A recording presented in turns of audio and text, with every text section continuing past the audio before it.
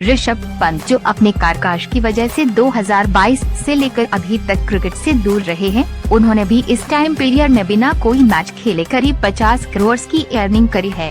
लेकिन आखिर कैसे? दरअसल इन प्लेयर्स की ब्रांडी वैल्यू इतनी ज्यादा बढ़ गई है, बिना खेले भी ये मिलियंस ऑफ डॉलर्स कमाते हैं। वहीं दूसरी तरफ कई ऐसे भी खिलाड़ी हैं जो पूरा साल क्रिकेट खेलते हैं, लेकिन फिर भी उसके बदले उन्हें अच्छे पैसे नहीं मिल पाते किसी और प्रोफेशनल की तरह। यहाँ आपकी अर्निंग्स का ग्राफ वाकई मिड 50 में नहीं बल्कि अर्ली 30s में ही पिक कर जाता है, और यहाँ कौन सा क्रिकेट अगले सीजन में कितना कमाएगा ये उसे खुद भी नहीं पता होता। ये इकोनॉमी बहुत इंटरेस्टिंग है और आज इसी इकोनॉमी को रिवील करेंगे और फाइंड आउट करेंगे वो कुछ तरीके जिनसे क्रिकेटर्स में देयर मिलियंस। इंडियन टीम में खेलने वाले प्लेयर्स के लिए सबसे बड़ी फाइनेंशियल सिक्योरिटी आ जाती है क्रिकेट बोर्ड से आने वाली सैलरी से। जब भी कोई प्लेयर इंडियन टीम के लिए खेलता है तो बीसीसीआई उस प्लेयर को एक कॉन्ट्रैक्ट ऑफर करती है जिसमें उस प्लेयर की एक एनुअल इनकम फिक्स कर दी जाती है। टीम में प्लेयर के रोल और कंट्रीब्यूशन के हिसाब से बीसीसीआई अपने प्लेयर्स को 4 ग्रेड के कॉन्ट्रैक्ट ऑफर करती है। Grade A plus, grade A, grade B और grade C. Grade A plus वाले प्लेयर्स को ईयरली 7 करोड़ दिए जाते हैं। ग्रेड ए को 5 करोड़, ग्रेड बी को 3 करोड़, ग्रेड सी को 1 करोड़।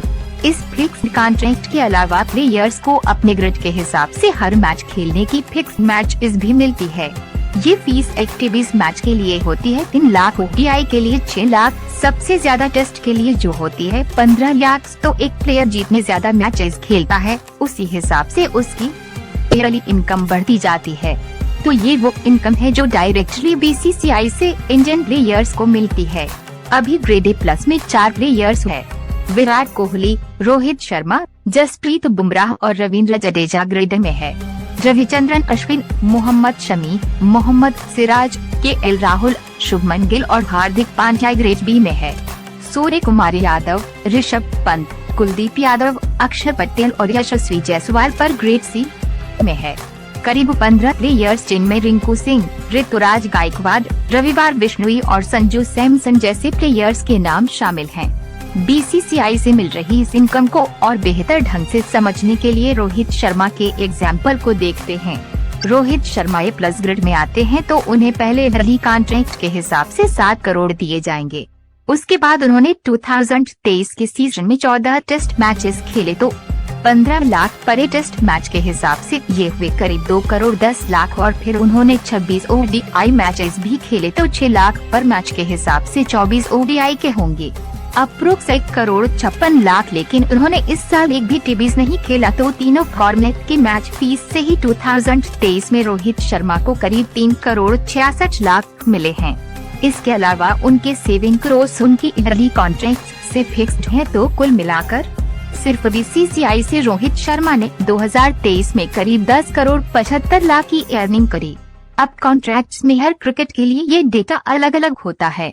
विराट कोहली का एग्जाम्पल देखें तो 2023 में कोहली ने 12 टेस्ट मैचेस और 24 ओडीआई मैचेस खेले और उन्होंने एक भी टीबीज नहीं खेला, तो उनकी पर मैच सैलरी का टोटल होगा 3 करोड़ 22 लाख और साथ में उनकी ए प्लस ग्रेड कॉन्ट्रैक्ट के ईयरली सेविंग करोर्स।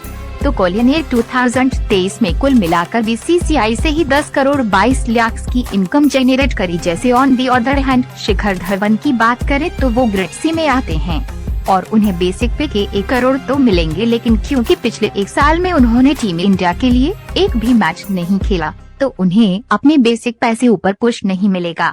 इसी तरह ऋषभ पंत को 2023 में बिना कोई मैच खेले अपने कॉन्ट्रैक्ट के 3 करोड़ मिले।